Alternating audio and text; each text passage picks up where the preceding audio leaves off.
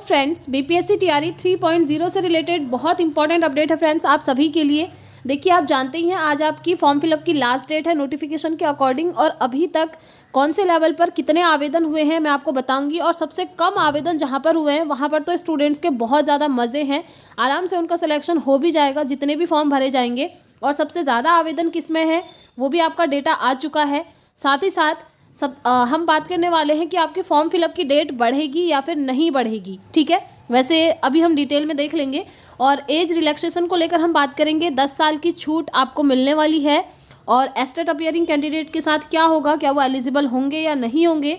और देखिए, 3 या 5 अटैम्प्ट, सबसे बड़ा कन्फ्यूज़न आप सभी का इसी में है कि क्या अटैम्प्ट्स बढ़ाए जाएंगे या फिर नहीं, क्योंकि इसी वजह से काफ़ी सारे स्टूडेंट्स ने अभी तक फॉर्म फिल नहीं करा है।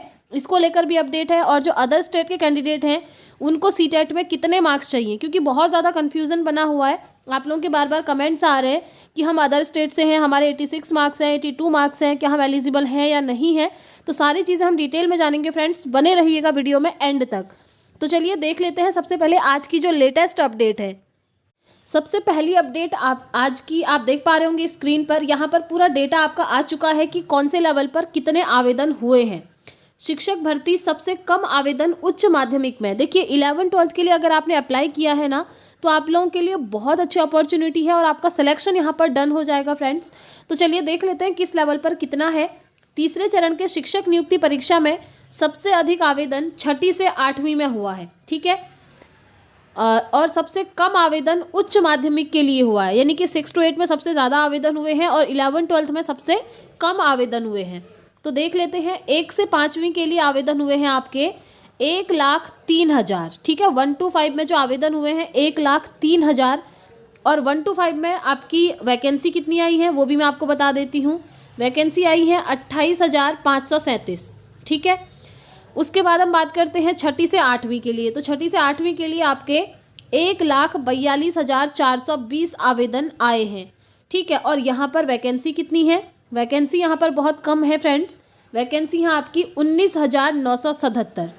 और नेक्स्ट देखिए, 9वीं से 10वीं के लिए 9-10 में आपके कितने आवेदन आए हैं, वो आए हैं 1,02,450। ठीक है, अब देखिए 9-10 में 1,02,450 आवेदन है और यहाँ पर वैकेंसी कितनी आई है आपकी, वैकेंसी है टोटल 23,340।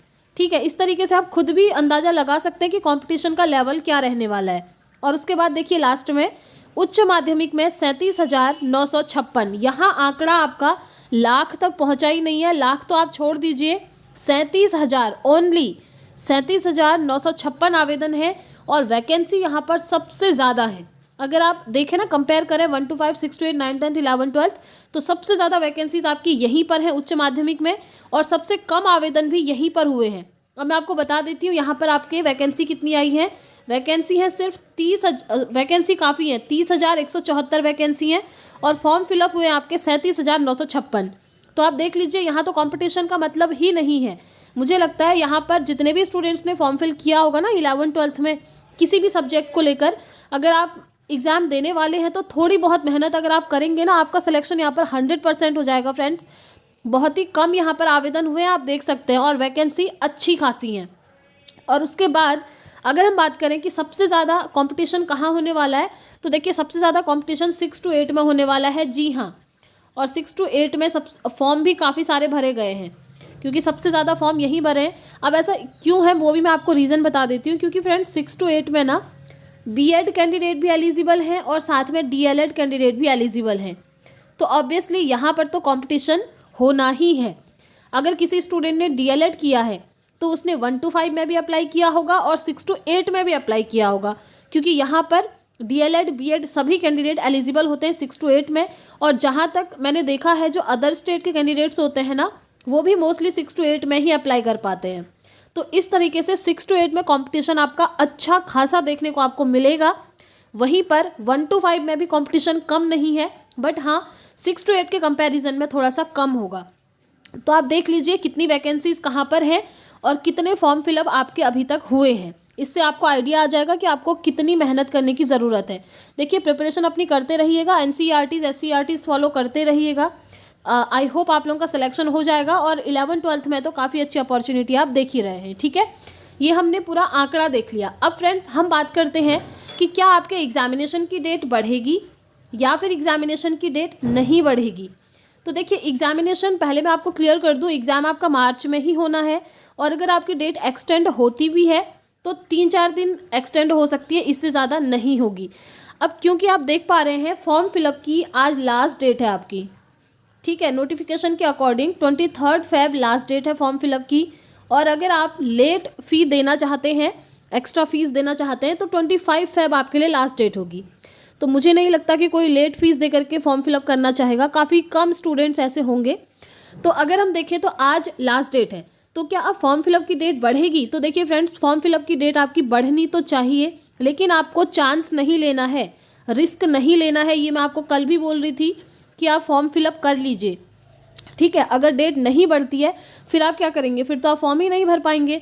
बट हाँ, जिन रिसोर्सेज से हमें पता चल रहा है तो जो आपकी फॉर्म फिलअप की डेट है वो बढ़ सकती है फ्रेंड्स, 4-5 दिन एक्सटेंड होने के चांसेस हैं, ठीक है। बट आप लोग वेट मत कीजिएगा डेट बढ़ने के, आप लोग अपना फॉर्म फिल कर लीजिएगा, क्योंकि जो सब्जेक्ट वाइज वैकेंसीज़ का रोस्टर है वो मैंने आप लोगों को दिखा दिया, उसके अकॉर्डिंग आप लोग फॉर्म फिलअप कर सकते हैं। अब हम बात कर लेते हैं कि क्या एज हमारी बढ़ने वाली है, एज जो रिलैक्सेशन है वो मिलने वाला है। तो देखिए फ्रेंड्स, एज रिलैक्सेशन को लेकर अभी तक ऑफिशियल अपडेट नहीं है, बट हाँ आपको एज रिलैक्सेशन मिल सकता है। ये चीज़ सुनने को तो काफ़ी टाइम से मिल रहा है, बट अभी तक ऑफिशियल अपडेट कुछ नहीं है फ्रेंड्स, ठीक है। अगर कोई भी अपडेट आती है तो आपको बता दिया जाएगा। और मुझे लगता है एज रिलैक्सेशन इन्होंने देना चाहिए और जल्द से जल्द नोटिस भी निकाल लेना चाहिए ताकि स्टूडेंट्स फॉर्म फिलअप कर सकें, क्योंकि काफ़ी सारे स्टूडेंट्स TRE 1 और TRE 2 का एग्ज़ाम दिए हैं बट उनके 2-3 नंबर से रह गया था और अब वो TRE 3 देना चाह रहे हैं, बट एज की वजह से वो फॉर्म फिलअप कर नहीं पा रहे हैं। तो अगर एज एक्सटेंड को लेकर कोई भी अपडेट आती है तो आपको यहाँ से बता दिया जाएगा। उसके बाद हम बात कर लेते हैं कि क्या आपके अटैम्प्ट्स बढ़ने वाले हैं, क्योंकि नोटिफिकेशन के अकॉर्डिंग तो आपको 3 ही अटैम्प्ट्स मिलने वाले हैं। देखिए अब कुछ स्टूडेंट्स के साथ क्या हुआ है ना कि उनका TRE 1 भी नहीं निकला था कुछ रीज़न से और TRE 2 भी कुछ नंबरों से रह गया। अब वो सोच रहे हैं अगर ये लास्ट मौका है तो हम ये वाला एग्ज़ाम मार्च में दें या फिर नहीं दें, या फिर TRE 4 दें, क्योंकि उनका ये लास्ट अटैम्प्ट होगा और अभी TRE 3 की प्रिपरेशन के लिए इतना टाइम भी नहीं है आपके पास, ठीक है।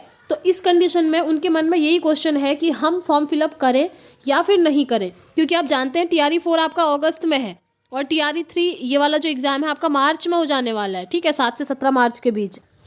तो उनके मन में यही क्वेश्चन है कि अगर अटैम्प्ट्स बढ़ते हैं तो हम TRE 3 वाला भी देंगे, 4 भी देंगे, 5 भी देंगे, बट अगर अटैम्प्ट नहीं बढ़ते हैं तो हम क्या करें। तो देखिए हो सकता है आपके अटैम्प्ट्स जो हैं बढ़ जाए फ्रेंड्स, नोटिस कभी भी आ सकता है, क्योंकि कुछ रिसोर्सेज से हमें सुनने को मिल रहा था कि 3 मौके आपके 5 मौक़ों में कन्वर्ट हो सकते हैं। जैसे नियोजित शिक्षकों के लिए हुए थे ना सक्षमता परीक्षा, अब वो 3 से बढ़ा करके 5 कर दिया है, यानी कि 5 अटैम्प्ट्स उनको मिल चुके हैं।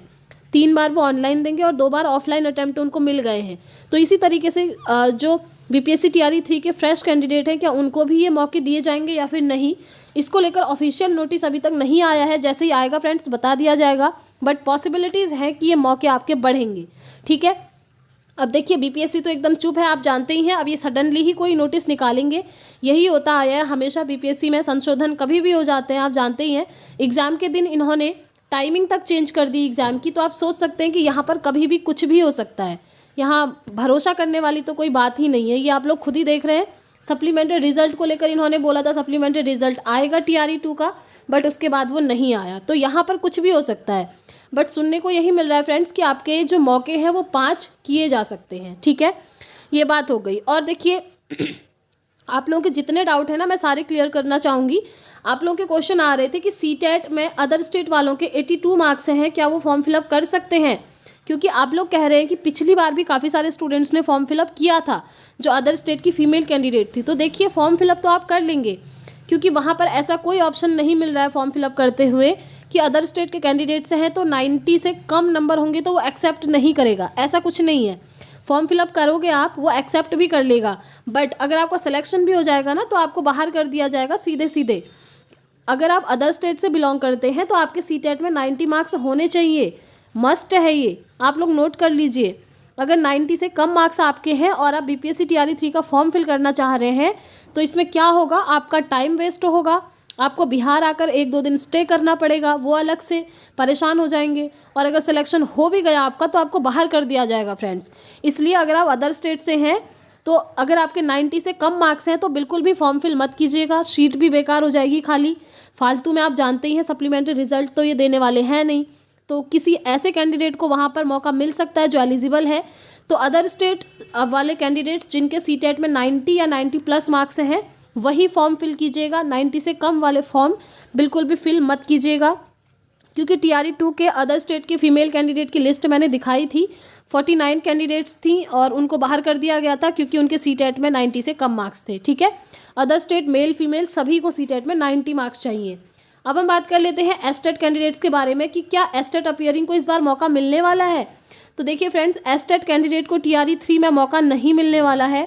इन्होंने नोटिफिकेशन में क्लियरली लिखा है कि किसी भी अपीयरिंग कैंडिडेट को हम मौका नहीं देंगे, चाहे वो एस्टेट अपीयरिंग हो या फिर BEd अपीयरिंग हो या DLEd अपीयरिंग हो। ठीक है, तो एस्टेट वाले जिनका मार्च में एग्ज़ाम है वो TRE 4 की प्रिपरेशन कीजिएगा जो कि आपका अगस्त में होगा और उसकी प्रिपरेशन के लिए आपके पास अच्छा खासा टाइम भी होगा। तो आई होप मैंने आपकी सारी क्वेरीज रिजॉल्व कर दी है फ्रेंड्स। अभी भी अगर आपकी कोई क्वेरी बची है तो आप मुझसे कमेंट बॉक्स में पूछ सकते हैं एंड जो भी अपडेट आती रहेगी पल पल की अपडेट आपको यहाँ से दी जाएगी। मिलते हैं नेक्स्ट वीडियो में। Thanks for watching.